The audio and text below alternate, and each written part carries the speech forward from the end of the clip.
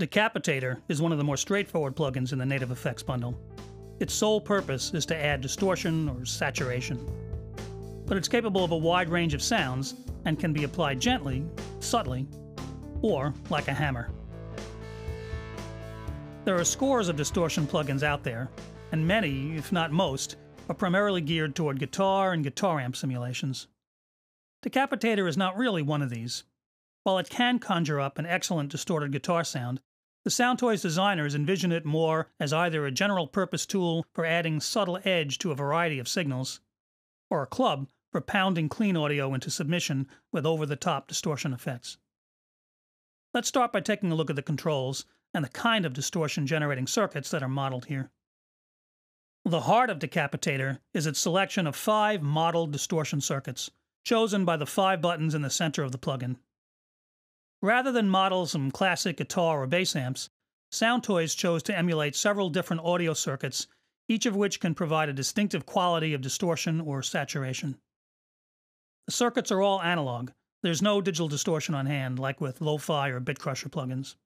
The crunch here is from simulating classic analog components, tubes, transistors, and probably transformers.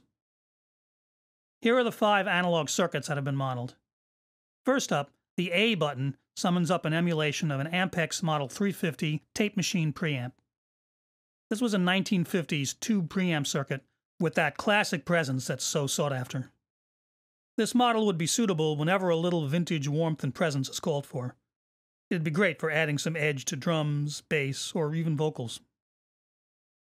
The next 2 models are of transistorized circuits. E is for EMI.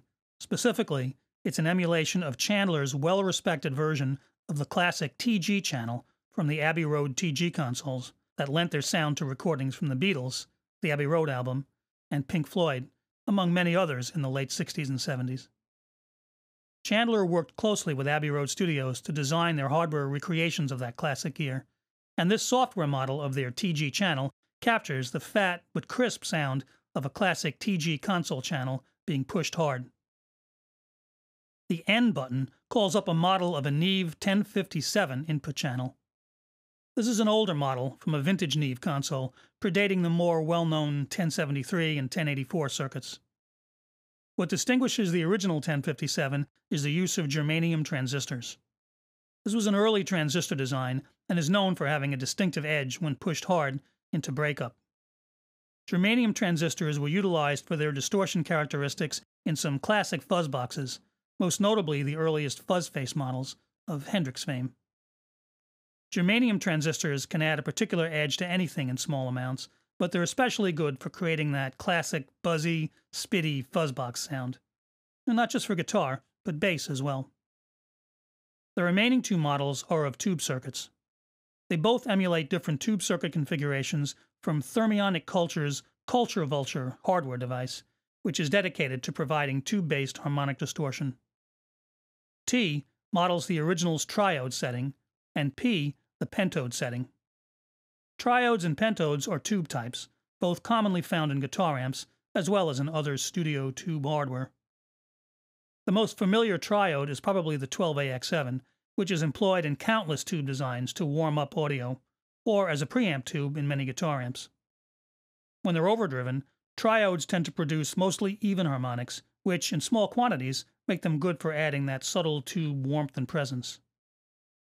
Pentodes are more commonly employed as output tubes, power amp tubes, like the EL34 and 84 power tubes in classic British amps. Overdriven pentodes tend to produce more art harmonics for a more distinctive edge. This model would be well suited to simulating classic guitar amp overdrive. So those are the 5 models. Next up, I'll finish going through the rest of the controls and run some tracks through Decapitator.